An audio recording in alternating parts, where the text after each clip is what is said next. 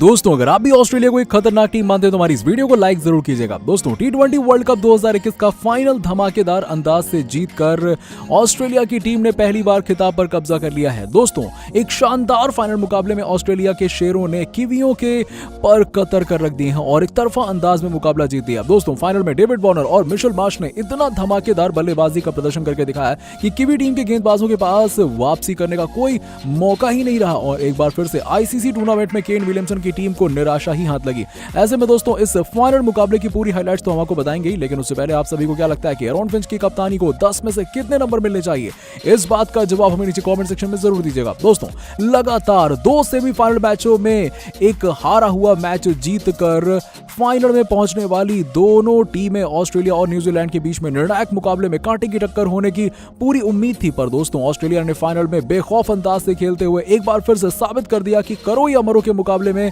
क्यों ऑस्ट्रेलिया इतनी खतरनाक टीम साबित होती है। दोस्तों, दुबई स्टेडियम में ऑस्ट्रेलिया के कप्तान एरॉन फिंच ने टॉस जीतकर पहले गेंदबाजी चुनी और उनके गेंदबाजों ने इस फैसले को सही भी साबित कर दिया, क्योंकि तीसरे ओवर में ही पिछले मैच के हीरो डेरिल मिशेल सिर्फ 11 रन बनाकर हेजलवुड का शिकार बने और 28 के स्कोर पर न्यूजीलैंड को पहला झटका लग गया, जिसके बाद बल्लेबाजी करने आए कप्तान केन विलियमसन और दोस्तों उन्होंने गुप्तिल के साथ मिलकर पारी को आगे बढ़ाया। दोस्तों, ऑस्ट्रेलिया के गेंदबाजों ने सदी हुई गेंदबाजी का प्रदर्शन किया और जिसकी वजह से कीवी बल्लेबाजों को रन बनाने में काफी मुश्किलें आ रही थी और इस दौरान गुप्तिल ने धीमी बल्लेबाजी करी और जिसका पूरा दबाव कप्तान केन विलियमसन के कंधों पर आ गया। दोस्तों, गुप्तिल ने 28 रन बनाने के लिए 35 गेंदें बर्बाद कर दी और फिर लेग स्पिनर एडम जंपा ने उन्हें पवेलियन का रास्ता दिखा दिया। दोस्तों, गुप्तिल और केन विलियमसन ने दूसरे विकेट के लिए 44 गेंदों में 48 रनों की साझेदारी करी, लेकिन ये रणगति काफी धीमी थी और दोस्तों न्यूजीलैंड ने पहले 10 ओवर में सिर्फ 57 रन बनाए थे, जिसके बाद कप्तान को गियर बदलने की जरूरत थी और उन्होंने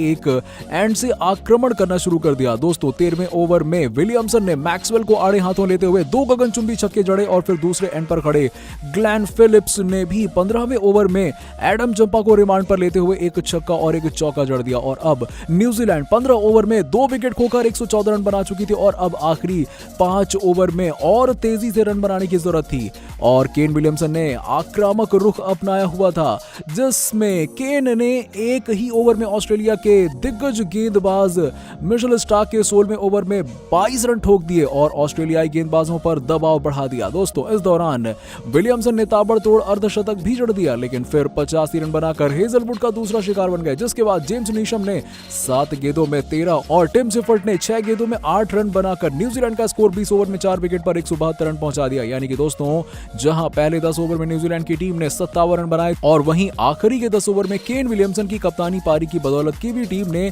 115 रन बना डाले और ऑस्ट्रेलिया की टीम के सामने इस निर्णायक फाइनल मुकाबले में एक चुनौतीपूर्ण लक्ष्य रख दिया। दोस्तों, 173 रन के लक्ष्य का फाइनल मुकाबले में बहुत बड़ा योगदान होता है, क्योंकि ये आसान नहीं है और प्रेशर भी काफी ज्यादा होता है और न्यूजीलैंड के तेज गेंदबाज ट्रेंट बोल्ट ने अपने दूसरे ओवर में ही कप्तान एरॉन फिंच को पवेलियन भेजकर ऑस्ट्रेलिया को बड़ा झटका दे दिया। लेकिन उसके बाद बल्लेबाजी करने आए मिशेल मार्श ने डेविड वॉर्नर के साथ एक ऐसी साझेदारी कर डाली जिसके बाद मैच पूरी तरह से ऑस्ट्रेलिया की गिरफ्त में आ गया। दोस्तों, एक एंड से जहां वॉर्नर काफी संभल कर बल्लेबाजी कर रहे थे, वहीं दूसरे एंड से मार्श ने एक बुलंद इरादे के साथ मैदान पर कदम रखा था। उन्होंने आते ही पहले 6 ओवर में न्यूजीलैंड के गेंदबाजों की जमकर धुनाई कर दी और इस दौरान चौथे ओवर में एडम मिलने को रिमांड पर लेते हुए 2 चौके और एक गगनचुंबी छक्का जड़ दिया। वहीं दोस्तों, 5वें ओवर में टिम साउदी की गेंद पर वार्नर ने भी एक शानदार छक्का लगाया और ऑस्ट्रेलिया की गाड़ी पटरी पर दौड़ती हुई दिखाई देने लगी। दोस्तों, पहले 6 ओवर में वार्नर और मार्श की जोड़ी ने 43 रन बना लिए थे, जिसके बाद केन विलियमसन ने दोनों एंड से ईश सोढ़ी और मिशेल सैंटनर को गेंदबाजी करने के लिए बुलाया, पर न्यूजीलैंड के कप्तान का यह पैंतरा बिल्कुल फ्लॉप साबित हो गया,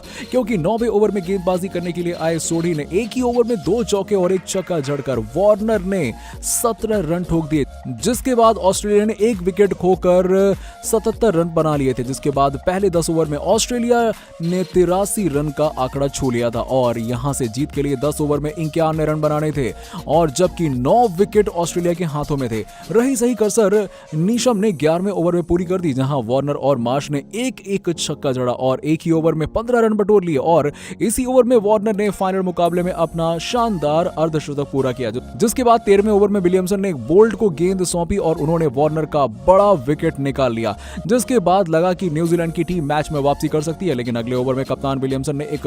बड़ी चूक कर दी, क्योंकि उन्होंने पहले 2 ओवर में 20 रन के ऊपर रन खा चुके ईस्ट सोढ़ी से गेंदबाजी करा दी, जिसका खामियाजा टीम को भुगतना पड़ा, क्योंकि इस ओवर्स में मार्श ने खुद मोर्चा संभाला और 16 रन ठोकर न्यूजीलैंड की मैच में वापसी की उम्मीद पर पानी फेर दिया। और दोस्तों 14 ओवर के बाद ऑस्ट्रेलिया का स्कोर 2 विकेट खोकर 125 रन हो चुका था और यहां से जीत के लिए चाहिए थे मात्र 48 रनों की। और अगले ओवर में मैक्सवेल ने एडम मिलने की 2 गेंदों पर 2 शानदार चौके लगा दिए और ओवर से 11 रन निकाल लिए, जिसके बाद ऑस्ट्रेलिया को 5 ओवर में जीतने के लिए सिर्फ 39 रनों की जरूरत थी और मैच ऑस्ट्रेलिया ने अपनी मुट्ठी में कर लिया था। दोस्तों मैक्सवेल का बल्ला भी चलना शुरू हो गया था और उन्होंने टिम साउदी के 16 ओवर में एक चौका और एक गगनचुंबी छक्का जड़कर ऑस्ट्रेलिया का स्कोर 149 रन पहुंचा दिया था। और यहां से मात्र जीत के लिए औपचारिकता ही रह गई थी, क्योंकि 4 ओवर में सिर्फ 24 रन चाहिए थे और अभी भी 8 विकेट बाकी थे। दोस्तों कप्तान केन विलियमसन ने 17वें ओवर में ट्रेंट बोल्ट को गेंदबाजी पर लाकर विकेट लेने की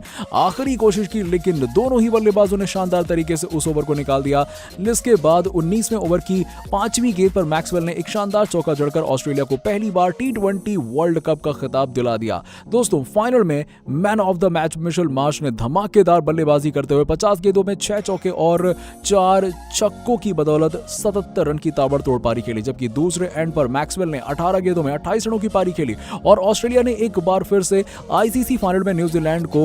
7 गेंदें शेष रहते ही 8 विकेट से धूल चढ़ा दी। ऐसे में दोस्तों